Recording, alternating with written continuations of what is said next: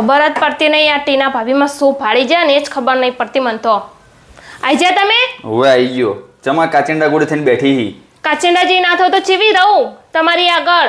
શું થયું તને? શું થયું હવારમાં મને કે હેડ આપણે જમણવારમાં જવું અને જમણવારમાં મોકીને જતા રે ટીના ભાભી અંગાત ગુલાબ જાંબુ ખાવા બેસી હતા. અલ્યા કોઈ માણસ મને પ્રેમથી એમ કે લોભ હા પ્રેમથી એ બહુ પ્રેમથી ખવડાવતી હતી. ઓય પોતાનું મોણ હજુ ઘરે બેઠું હતું ને એની જોડે જઈને પ્રેમથી ગુલાબ જાંબુ ખાવા પણ મેં તને કીધું તો હતું કે હેડ જે બાપ આપણે જવાનું સોસાયટીમાં જમણવારો હતો તો નહીં પણ મને તૈયાર તો થવા દેવી હતી તૈયાર થઈ રહું તો આવું ને હંગાત. અરે પણ મને ટોકો પાડ્યો મારે જવું પડ્યું. બસ એને ખાલી એટલી જ રાહ જોઈને બેઠી રહી ટોકો પાડું. બહુ ટોકો પાડવા વાળી ન જોઈ હોય તો એને. અલ્યા પણ કેવું તું શું આટલો બધો વેમ કરીશી?